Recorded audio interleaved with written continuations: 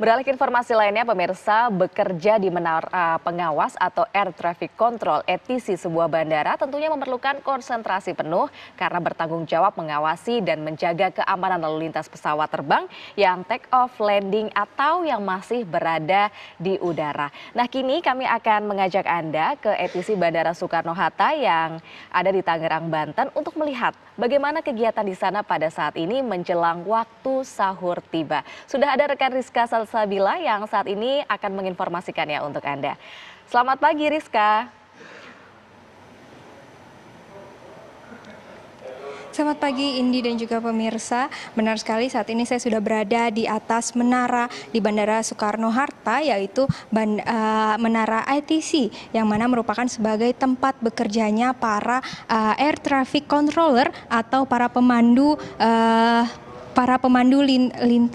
lalu lintas udara. Nah, saat ini saya sudah bersama Pak Didit sebagai apa, Pak? Deputi General Manager Operasi 5. Bapak boleh dijelaskan nggak sih, Pak, pekerjaan sebagai seorang ATC itu seperti apa sih, Pak? Oke, makasih. Selamat pagi para pemirsa di tanah air TV One.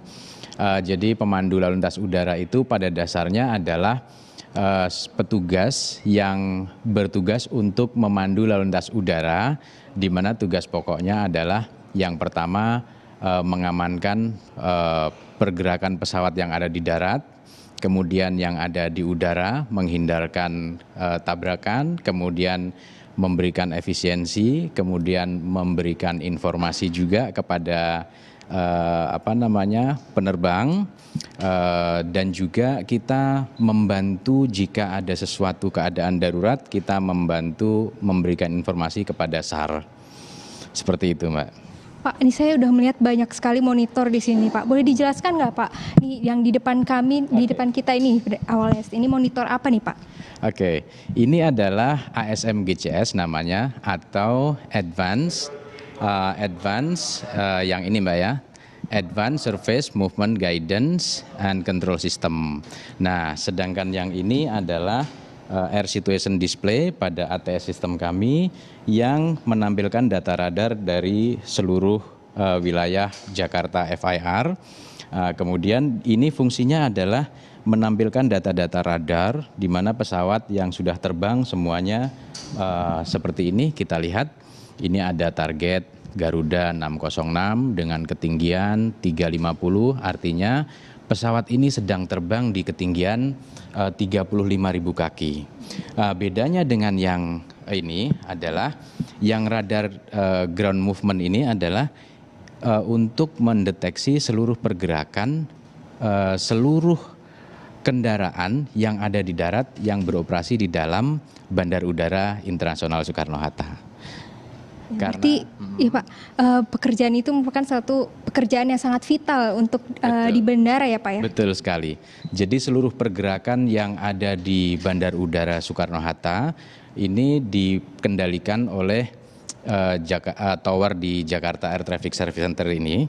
Jadi seluruh yang bergerak di dalam aerodrome atau bandara ini atas seizin Bandar Udara Tower Jakarta Air Traffic Service Center ini. Nah Pak, ini kan kita lagi memasuki bulan Ramadan nih, sudah menjelang 1 minggu. Kira-kira ada penambahan personil kah atau petugas ATC di sini Pak? Ya, kalau penambahan kita sudah cukup untuk operasional sehari-hari, akan tetapi kita ada beberapa metode untuk mengantisipasi lonjakan musim lebaran biasanya. Jadi kita nyebutnya kalau musim rame itu peak season. Biasanya tahun baru, biasanya lebaran. Nah, kalau biasanya traffic itu diprediksi meningkat. Nah, untuk tahun ini lebaran diprediksi peningkatannya 10%.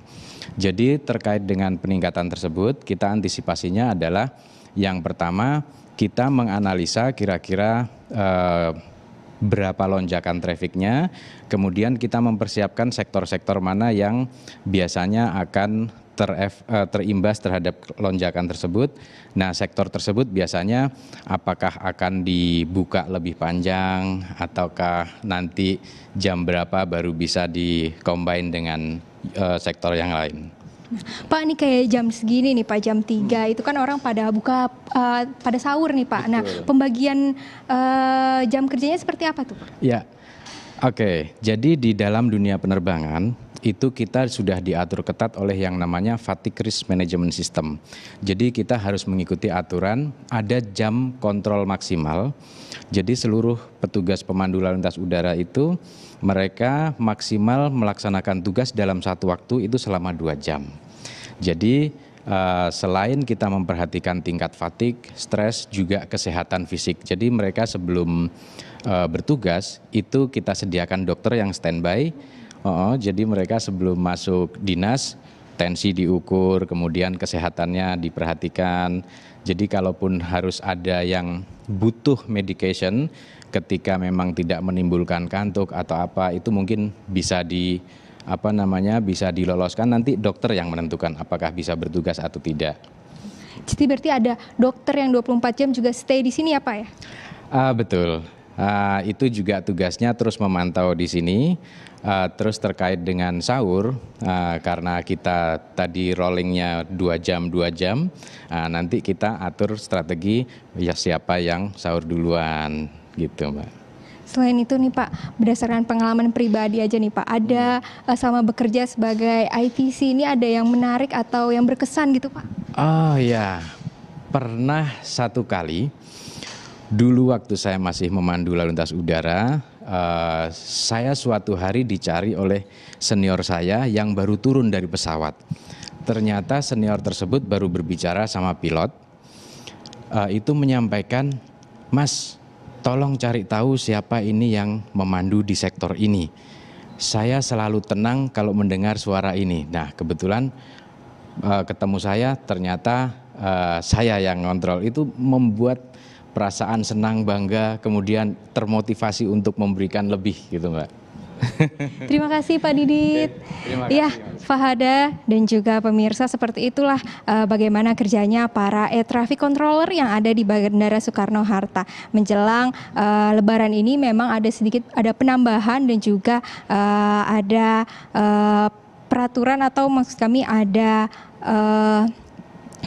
sesuai dengan peraturan yang ada seperti itu untuk melakukan pergantian selama sahur sehingga juga akan menjaga kesehatan para air traffic controller ini untuk tetap siap sedia untuk melayani para pemirsa yang di rumah atau akan melakukan perjalanan udara. Seperti itu, Fada, kembali ke Anda di studio.